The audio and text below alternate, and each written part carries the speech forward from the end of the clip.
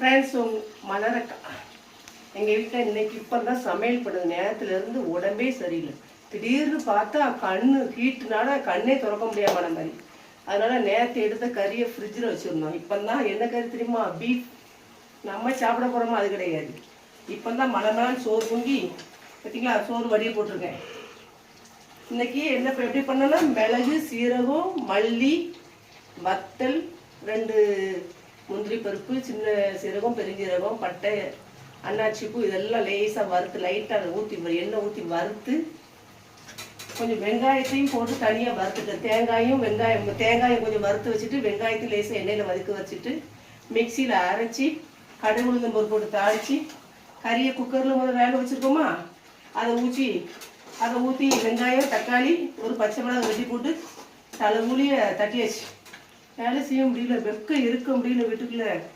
என்ன செய்ய, கடையில் எப்படி வாங்கி சாப்பிட முடியும்? இன்னைக்கு எப்படியே கஷ்டப்பட்டு வைப்போம் அப்படின்னு தான் வச்சுட்டு ஆஸ்பத்திரிக்கு போகும் அப்படின்னு இருக்கு.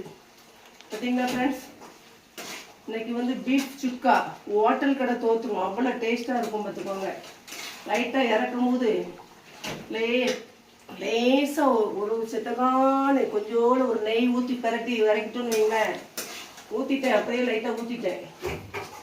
இருப்பு நெய் அன்னைக்கு ஊற்றி நல்லா இல்லாமல் போயிட்டு ஃப்ரெஷ்ஷாக உள்ள நெய் இருந்துச்சுன்னா ஊற்றி இங்கே பார்த்தீங்களா பீஃப் ரெடி.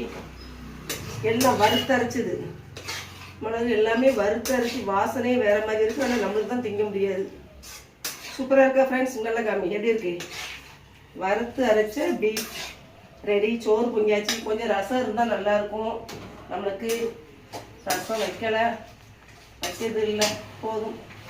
ரெடி, சமையல் ரெடி. ஃப்ரெண்ட்ஸ், நம்ம வீட்டில் என்ன குழம்பு? நேற்று குழம்பு வைக்கல, நேற்று உள்ளதை வச்சு இன்னைக்கு எங்கள் வீட்டில் சோறு பொங்கியாச்சு, பீஃப் ரெடி. எப்படி வறுத்து அரைச்சி வச்சா அதோடைய டேஸ்ட்டு மனமே வேறு. சும்மா பொடியை போடுறதை விட வறுத்து அரைச்சி வைங்க, சூப்பராக இருக்கும். தேங்காய் திருவி லேசாக வறுத்து வெங்காயம் வறுத்து வச்சுட்டு இந்த மிளகு, மல்லி, மிளகு இது எல்லாம் சின்ன சீரகம், பெருசீரகம், பட்டை, கிராம்பு, ஏலக்காய் இதெல்லாம் 2 வறுத்து வச்சுட்டு அரைச்சி எண்ணெயை ஊற்றி வதக்கி வைங்க. இதோட டேஸ்ட்டு வரும். கறி அவிச்சு தட்டி ஒரு 2 கிரேவி குழுக்குள்ள லைட்டா சமையல் ரெடி. சாப்பிட வரீங்களா? சாப்பிட வாங்க.